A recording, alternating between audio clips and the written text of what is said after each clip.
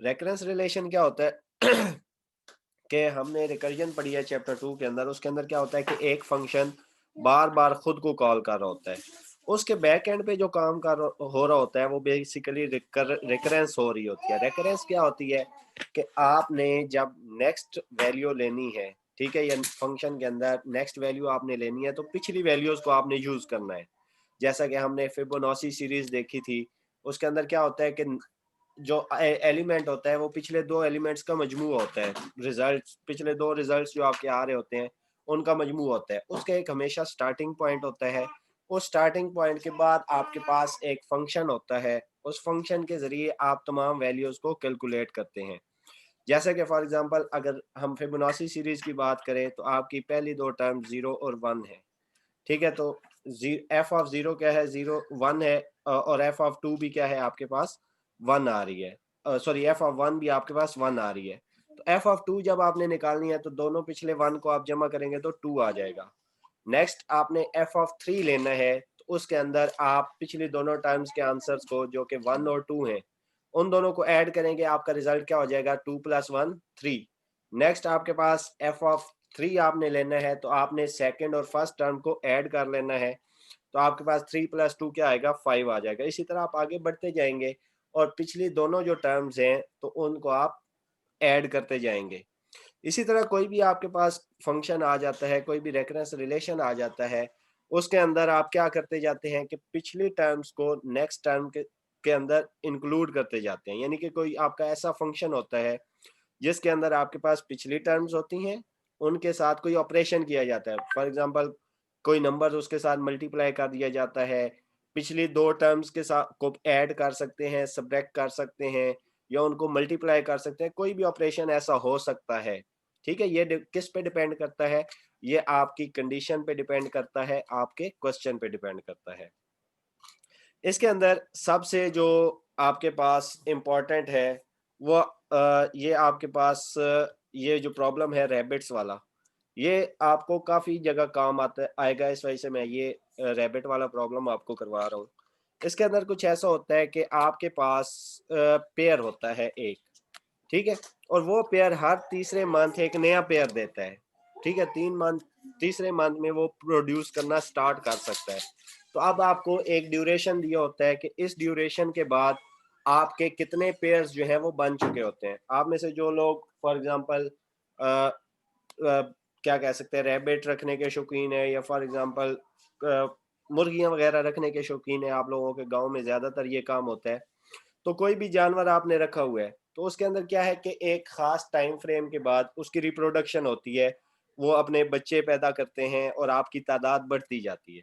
तो इसी चीज को कैलकुलेट अगर आपने करना है तो इसमें आपका ये रेकरेंस रिलेशन काम आएगा कि आपके पास पहले कितने थे, नए कितने प्रोड्यूस हुए हैं, उन सब को आपने क्या कर लेना है, ऐड कर लेना है, ठीक है। स्टार्ट में आपके पास पहले मंथ में कितने पेयर्स हैं, एक ही पेयर है, ठीक है। उसके बाद सेकंड मंथ में आपके पास कितने पेयर्स हैं, एक ही पेयर है, क्योंकि उसने कुछ भी रिप्रोड्यूस नहीं किया। अब तीसरे मंथ के अंदर उसने रिप्रोड्यूस करना है, ठीक है। इन्होंने इसको बड़े अच्छे तरीके के साथ सेपरेट कर लिया है कि जो आपके पेयर्स रिप्रोड्यूस करने वाले हैं वो कितने हैं, ठीक है। जो आपके यंग पेयर्स हैं जो रिप्रोड्यूस करने वाले नहीं हैं वो कौन से हैं, ठीक है। और तीसरे पे आपके पास जो आपके ये इसको डिवाइड भी किया गया है कि आपका मंथ कौन सा चल रहा है, रिप्रोडक्शन रिप्रोड्यूसिंग पेयर कौन से हैं, कौन से ऐसे पेयर हैं जो कि बच्चे दे रहे हैं, यंग पेयर्स कौन से हैं जो कि बच्चे नहीं दे रहे, और आपके पास at the end total pairs कितने बच रहे हैं। तो पहले मंथ के बाद आपका पेयर कोई भी प्रोड्यूस नहीं करेगा, क्यों, क्योंकि उसका पहला मंथ है, पहले मंथ के अंदर वो प्रोड्यूस नहीं कर सकता, दूसरे मंथ के अंदर भी वो प्रोड्यूस नहीं कर सकता, लेकिन तीसरे मंथ के अंदर आपका वो पेयर जो है वो प्रोड्यूस कर सकता है।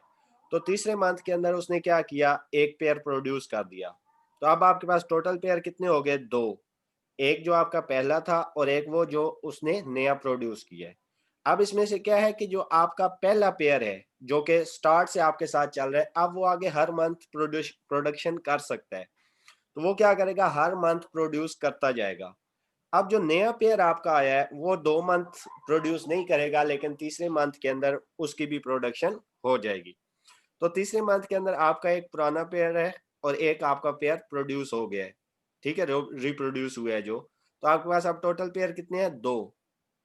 चौथे मंथ के अंदर क्या हो रहा है कि आपके पास एक पेयर जो पुराने वाला है, एक पेयर नया नया वाला है। पुराने वाले पेयर ने रिप्रोड्यूस करना है, नए वाले ने रिप्रोड्यूस नहीं करना। तो आपका कितना जो है पेयर्स जो है वो प्रोड्यूस हुए हैं, वो कितने हैं आपके पास, एक मजीद आ गया। तो टोटल पेयर आपके कितने हो गए, 3। कि एक जो आपका मेन पेयर था, जो कि स्टार्ट में आपने फॉर एग्जांपल जोड़ी ली थी खरगोशों की, ठीक है, एक वो जो उसने पिछले महीने पैदा किए हैं, और एक वो जो उसने सेकंड मंथ या फोर्थ मंथ के अंदर पैदा किए हैं। तो टोटल आपके पेयर हो गए 3। अब नेक्स्ट जो मंथ आपका आएगा उसके अंदर आप दोनों पेयर जो स्टार्ट में आपने लिए थे वो रिप्रोड्यूस करेंगे। जो आपका पहला था जो कि स्टार्ट में आपके साथ था वो भी प्रोड्यूस कर रहा है, जो आपका थर्ड मंथ में भी आया वो भी प्रोड्यूस कर रहा है। तो आपके टोटल पेयर कितने प्रोड्यूस हो रहे हैं, 2 प्रोड्यूस हो रहे हैं। इसी तरह आप जब 6 मंथ में जाएंगे तो आपके तीनों पेयर्स जो हैं वो प्रोड्यूस करने लग जाएंगे, जो स्टार्ट में आपके पास था, जो थर्ड में आपने किया, और जो फोर्थ के अंदर आपका प्रोड्यूस हुआ, वो पेयर्स ऐड होने लग जाएंगे। तो इसका अगर हम स्कीम बनाएं तो सिंपली कुछ ऐसा ही आ रहा है कि नेक्स्ट जो वैल्यू आपकी आ रही है पिछले दो का सम आ रही है। अब ये देखें, सेकंड थर्ड मंथ अगर निकाला जाए तो आपका पहले और दूसरे मंथ को ऐड करेंगे तो हमारा थर्ड मंथ आ जाएगा 1 + 1 2। इसी तरह फोर्थ मंथ के टोटल पेयर निकालें तो पिछले 2 मंथ्स को आप ऐड कर लें तो आपका फोर्थ मंथ का आ जाएगा 2 + 1 3। फिफ्थ मंथ का निकालेंगे तो 5 + 3 सॉरी 3 + 2 5। सिक्स मंथ का निकालेंगे 8 + 5 सॉरी 5 + 3 8। इसी तरह सेवंथ मंथ का निकालेंगे तो 8 + 5 13। इस तरह बढ़ते जाएंगे, जैसे जैसे आपके मंथ इंक्रीज होंगे आपके पेयर्स भी इसी तरह इंक्रीज होते जाएंगे। ये आपके पास इसका जनरल फार्मूला आ गया, f(n) = f(n - 1 + f(n - 2)। ठीक है, तो इस तरह आप कोई भी पेयर निकाल सकते हैं। फॉर एग्जांपल आपको कहा जाता है 10वें मंथ के बाद कितने होंगे, तो आप पिछले सारों को ऐड कर लेंगे, आपके पास 10वें मंथ के पेयर्स आ जाएंगे। तो आपके पास स्टार्टिंग क्या है, f1 भी 1 है, f2 भी 1 है, तो इसको आप आगे इंक्रीज करते जाएंगे। आपके पास एट द एंड टोटल तादाद आ जाएगी कि इस मंथ के अंदर आपके पास कितने पेयर्स अवेलेबल हैं। पेयर का मतलब होता है जोड़ा। तो अगर आपसे कहा जाता है कि टोटल रैबिट्स कितने हैं, ठीक है, टोटल रैबिट्स अगर मालूम करने हैं तो वो उसको आप टोटल पेयर्स को मल्टीप्लाई बाय 2 कर देंगे, क्योंकि एक पेयर के अंदर आपके पास 2 रैबिट्स होते हैं। तो एट द एंड आपका रिजल्ट आ जाएगा। फॉर एग्जांपल अगर 10 रैबिट्स निकलते हैं, 10 पेयर्स निकलते हैं, तो टोटल रैबिट्स आपके पास कितने होंगे, 20। 10 × 2 20। ठीक है, इसके बाद आपके पास एक और अच्छी जो है प्रॉब्लम है, वो टावर ऑफ हेनोई का है। जैसा कि आप वो बचपन में हम एक गेम खेला करते थे, वो पानी होता था, उसके अंदर 3 खाने होते थे, उन 3 खानों के अंदर रिंग्स होती थी। तो वो गेम हम खेला करते थे, नीचे से पंप करना होता था, एक रिंग एट ए टाइम किसी दूसरे जो आपके पास रिंग है उसके अंदर जा सकता है। तो इस प्रॉब्लम को हम कहते हैं टावर ऑफ हिनाई। तो इसका भी कुछ ऐसा ही है कि आप at a time for example जो है मूव कर सकते हैं, एक पेयर मूव कर सकते हैं। ठीक है, the puzzle can not be solve using fewer steps. तो आपके पास क्या है कि आप एक एक करके चीज़ों को या एक एक करके अपने जो रिंग्स होते हैं उन रिंग्स को एक जगह से दूसरी जगह आपने मूव करना है। तो आपके नेक्स्ट मूव जो है उसको कैलकुलेट करने के लिए आपके पास जो रेकरेंस रिलेशन निकलता है वो क्या है, HN = 2HN - 1 + 1।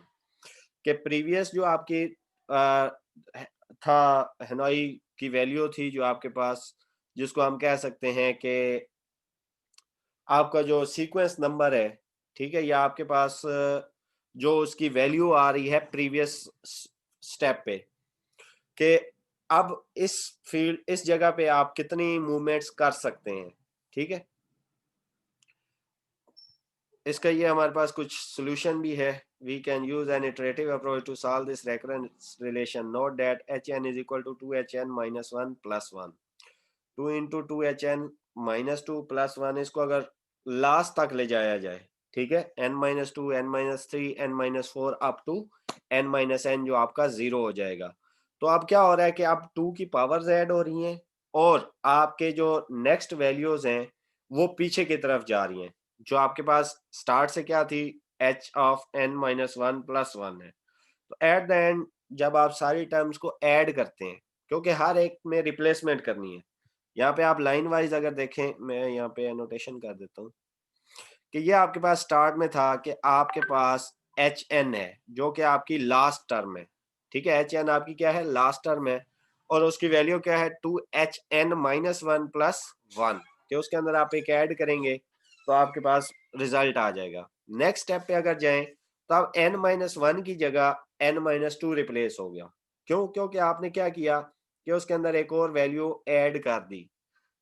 ठीक है, अब ये एच एन को हमने अब क्या ले लिया, एच एन माइनस वन, तो दूसरी साइड पे एन माइनस वन में से एक और माइनस वन निकालेंगे तो एच एन माइनस टू आ गया। तो ये हमारे पास क्या है, two H N minus two plus one, plus one ये हमारे पास आ गया, और ये प्लस हमारे पास वन ये बाद वाला है जो हमारा यहाँ पे एग्जिस्ट कर रहा है।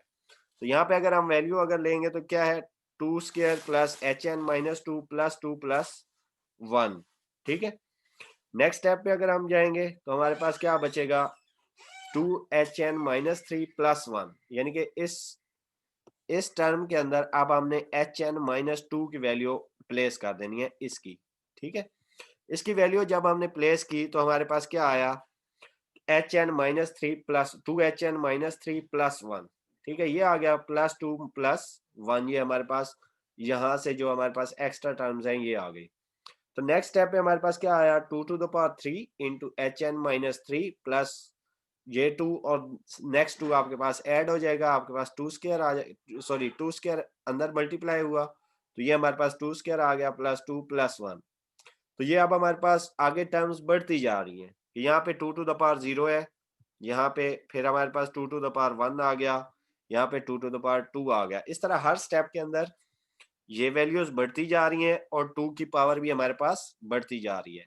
कि स्टार्ट में टू की पावर वन थी यहाँ पे, ठीक है, यहाँ पे नेक्स्ट वैल्यू पे हमारे पास two to the power two थी, थर्ड स्टेप में two to the power three हो गई, फिर two to the power four, two to the power five, two to the power six. इस तरह अगर बढ़ाते जाएंगे तो लास्ट जो हमारे पास आएगा वो हमारे पास क्या है कि two to the power N minus one H one plus two to the power N minus two plus two to the power N minus three up to one, यानी वन से लेकर two to the power N minus two तक हमारी सारी values आ जाएंगी। यानी for example N अगर हमारे पास है फोर, ठीक है, एन अगर फॉर एग्जाम्पल हमारे पास फोर है तो हम क्या कर रहे हैं, H of four,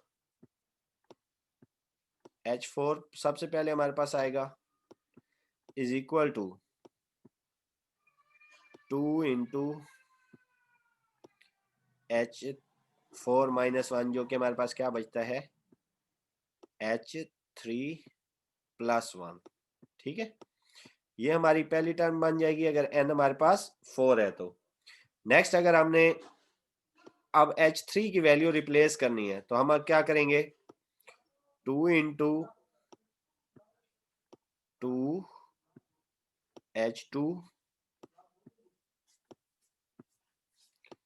H two plus plus one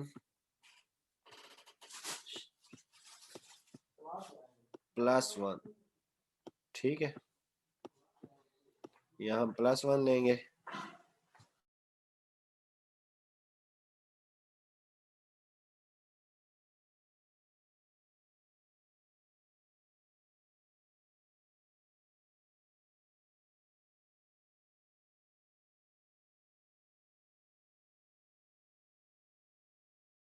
तो यहाँ पे हमारे पास अब two H two plus one into plus one, अब ये टू अंदर मल्टीप्लाई होगा तो हमारे पास यहाँ पे क्या आ जाएगा, two to the power two, यानी कि फोर आएगा जो कि टू स्क्वायर है।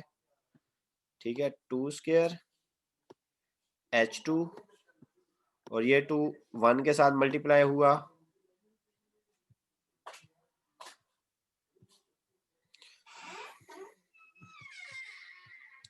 तो यहाँ पे हमारे पास टू आ गया प्लस टू, ये टू अंदर मल्टीप्लाई हुआ वन के साथ और ये प्लस वन आ गया। ठीक है। इसी तरह नेक्स्ट टर्म में क्या होगा, अब यहाँ पे 1 आ जाएगा, इस साइड पे मैं कर रहा हूँ नेक्स्ट, यहाँ पे क्या होगा 2 स्क्वायर बाहर ही रहेगा, और इसकी जगह हमने क्या किया, एच स्क्वायर, H2 की जगह क्या हुआ H1, sorry 2H1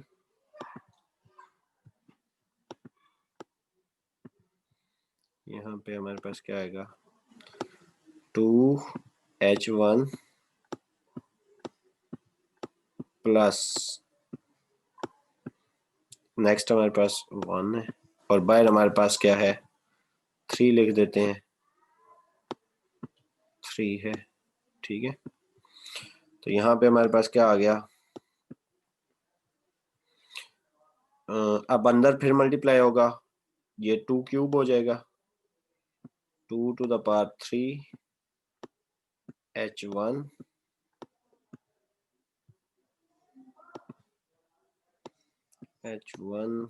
plus 2 square plus 3, 4 plus 3 आ जाएगा 7, करते हैं इसको इकट्ठे ही। ठीक है, अब नेक्स्ट स्टेप पे H1 को रिप्लेस करेंगे,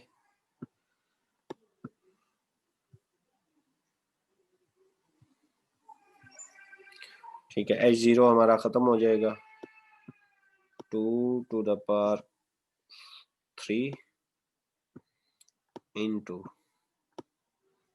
2 H0 के साथ ये कैंसिल हो जाएगा, H खत्म हो जाएगा हमारा, प्लस 1, और बाहर हमारे पास क्या है प्लस 7 कह लें।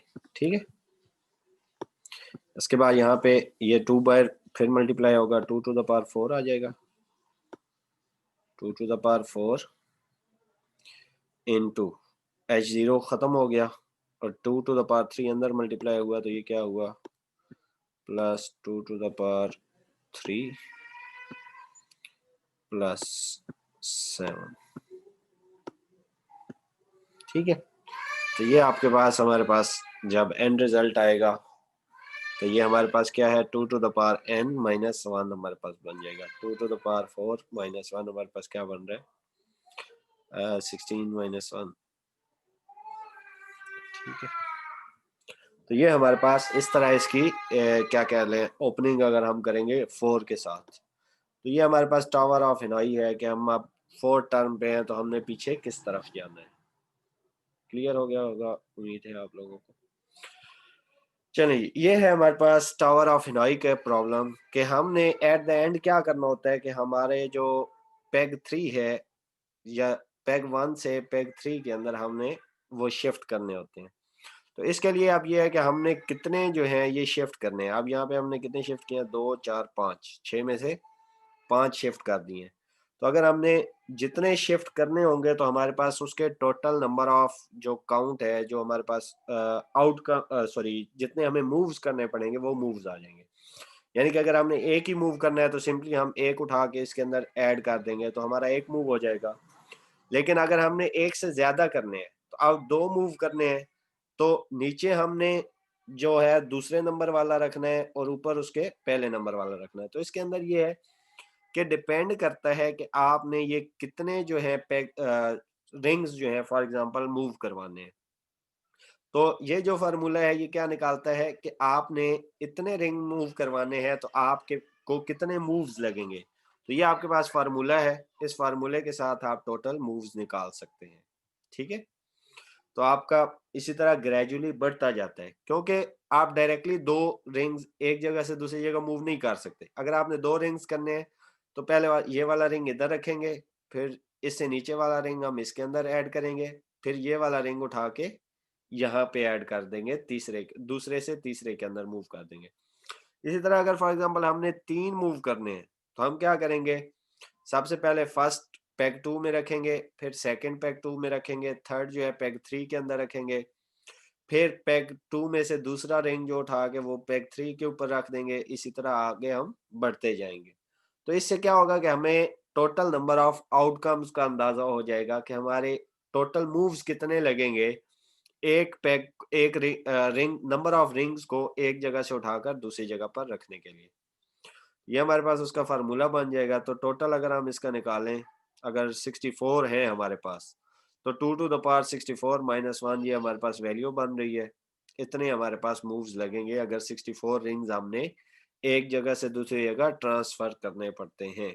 ठीक है, तो इसके अंदर अगर एक सेकंड के अंदर हम एक मूव करें तो हमें इसके लिए 500 बिलियन साल लगेंगे कि हम जो है 64 रिंग्स को एक टावर ऑफ है ना, एक पाइप से या एक पाइप ही कह लें या पैक कह लें, उससे मूव करना है दूसरे की तरफ।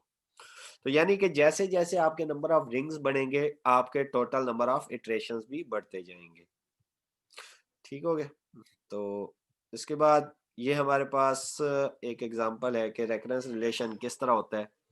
ये उसकी एग्जांपल है a n is equal to a n minus one plus a n minus to.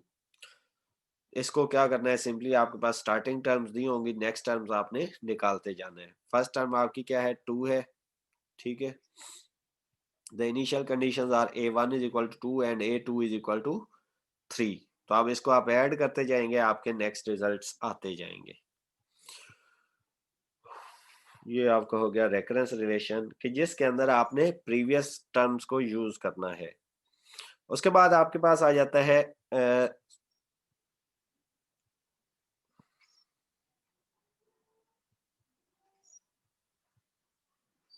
ये आपके पास एक कैटलन नंबर है। ठीक है, because the final operator can appear between any two of the n plus one numbers is at follows. एक minute में यहाँ से आपको एग्जांपल से बता देता हूँ। So with two parentheses the product of n plus 1 numbers x0 x1 x2 up to xn to specify the order of multiplication. For example c3 is equal to 5 because there are 5 ways to parenthesize। ठीक है, तो आपके parenthesis करके, ठीक है, आपने अगर कोई ऑपरेशन परफॉर्म करवाना है तो उससे जो आपका नंबर आता है वो आपका कैटलन नंबर होता है। The sequence Cn is the sequence of Catalan numbers named after Eugene Charles Catlin. This sequence appears as the solution of many different counting problems beside the one considered here। तो ये आपके पास जो है, जो Catalan number है, ये काफी सारी प्रॉब्लम्स के सॉल्यूशन के अंदर आता है।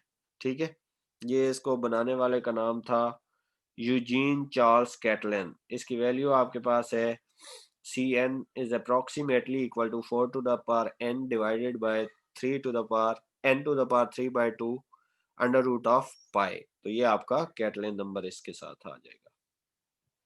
तो ये हर एक के अंदर आपका ऑलमोस्ट डिफरेंट आएगा। We shown that Cn is equal to C of 2n, n divided by n plus 1। उसके बाद नेक्स्ट आ गए हमारे पास एल्गोरिथम्स और रेकरेंस रिलेशंस। तो इसमें बेसिकली जो समझने की बात है वो क्या है कि आपके एल्गोरिथम्स कौन कौन से हैं जो कि रेकरेंस रिलेशन के साथ काम करते हैं। तो उसमें सबसे पहला जो एल्गोरिथम इन्होंने टाइप ऑफ एल्गोरिथम किया हुआ है वो है डायनेमिक प्रोग्रामिंग। डायनेमिक प्रोग्रामिंग के अंदर क्या होता है कि आपने अपने मसले को छोटे मसाइल के अंदर, सब प्रॉब्लम्स के अंदर डिवाइड कर देना है। इसका क्या मतलब है कि आपके पास एक बड़े नंबर का आपने सोल्यूशन लेना है। फॉर एग्जांपल आपके पास 50 टर्म्स है, तो 50 टर्म्स का आपने अगर सोल्यूशन लेना है तो आप पहले 49 टर्म, फिर 48, 47 इस तरह कम करते जाएं और फिर आपके पास एट द एंड रिजल्टेंट आ जाएगा जो आपके लिए, उसके लिए मिनिमम के लिए जो आपकी ऑप्टिमम सोल्यूशन होगा वही आपका ऑप्टिमम सोल्यूशन मैक्सिमम वैल्यू के लिए होगा। यानी कि आपने सिंपली करना क्या है कि आपके पास, आपने अगर 50 की कैलकुलेशन करनी है तो आप वही कैलकुलेशन 1 की या 2 की या 10 की करें, तो आपको क्या होगा, एक पैटर्न आपको मिल जाएगा कि इस पैटर्न के तहत आपका काम हो रहा है। इसमें भी जो इन्होंने पहली एग्जांपल दी हुई है वो आई थिंक इन्होंने दी हुई है इसी की फिबोनाची सीरीज की। तो इसके अंदर होता एक चीज का और ध्यान रखना पड़ता है कि हमारे पास जो सब प्रॉब्लम्स में हमने कन्वर्ट करना है तो हमारे पास एक चेन सी बन जाती है, एक ट्री सा बन जाता है और उस ट्री के अंदर कुछ ओवरलैपिंग वैल्यूज भी आती हैं। यानी कि कुछ ऐसी वैल्यूज होंगी जो एक दफा रिपीट होंगी, कुछ ऐसी वैल्यूज होंगी जो 2 दफा रिपीट होंगी, जो 3 दफा रिपीट होंगी। तो वो कहलाती हैं ओवरलैपिंग वैल्यूज या ओवरलैपिंग रिजल्ट्स या ओवरलैपिंग सब प्रॉब्लम्स आप उसको कह सकते हैं। ठीक है, तो जब भी आप डायनेमिक प्रोग्रामिंग करते हैं तो आपको कुछ ओवरलैपिंग सब प्रॉब्लम्स भी आ सकते हैं, क्योंकि आप जब भी डिवाइड करते हैं, ठीक है, तो आपको क्या होता है कि आपको दो चीजें मिलती हैं। अगर फॉर एग्जांपल हम फिबोनाची सीरीज की ही बात करें, तो अगर फॉर एग्जांपल हमारे पास एफ ऑफ एन है, तो हमने उससे पहले क्या निकालना है, प्रीवियस टू वैल्यूज निकालनी है, F of N minus one और F of N minus two. ठीक है, उससे नीचे जाए। अब आपके पास अगर आपने F of N minus one को हल करना है, तो उसके लिए आपने पहले F of N minus two करना है और एन माइनस थ्री करना है, उन दोनों को आपने करना है। दूसरी साइड पे अगर हम जाएं, जहां पे हमारे पास f of N minus two है, मैं इसकी चेन थोड़ी सी आपको बना के दे देता हूँ यहाँ पे, कि स्टार्ट में हमारे पास क्या है, स्टार्ट में हमारे पास एफ ऑफ एन है, ठीक है, जिसकी वैल्यू क्या है, दो को ऐड करके आती है, F of N minus one आप एक साइड पे ले लें, ठीक है, और F of N minus two आप दूसरी साइड पे ले लें, क्योंकि प्रीवियस दो वैल्यूज को जमा करके आपका रिजल्ट आ रहा है। अब इसको आप मजीद नीचे ले जाएं, तो आपके पास क्या आएगा, F of N minus two को जमा करके,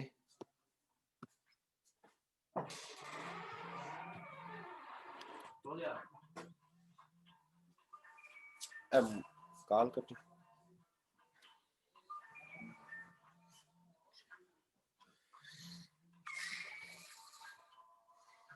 क्या दिए, कॉल क्या दिए, यहाँ पे अगर हम f of N minus two और F of N minus three में डिवाइड कर दें, ठीक है, हम इसी लेवल तक जाते हैं, इस लेवल से आगे नहीं जाते, ठीक है। F of N minus two हमारा क्या आएगा, एन माइनस थ्री और N minus four, F of N minus three और एन माइनस फोर।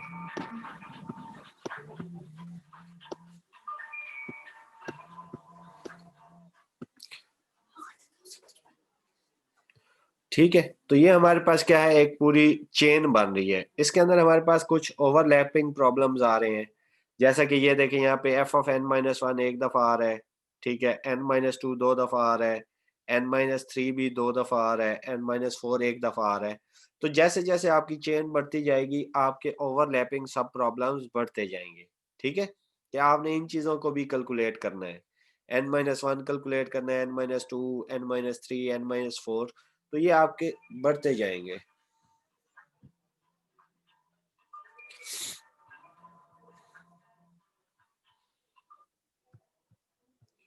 तो डायनेमिक प्रोग्रामिंग बेसिकली आपको इसकी डेफिनेशन पता होनी चाहिए कि डायनेमिक प्रोग्रामिंग है क्या, कि आपने अपने प्रॉब्लम को छोटे छोटे सब प्रॉब्लम्स के अंदर डिवाइड करना है, जो कि ओवरलैपिंग भी हो सकते हैं, ठीक है, यानी कि वो मल्टीपल टाइम्स आपने उनको एग्जीक्यूट करना पड़ सकता है आपको, और एट द एंड आपको उसका रिजल्ट मिल जाता है।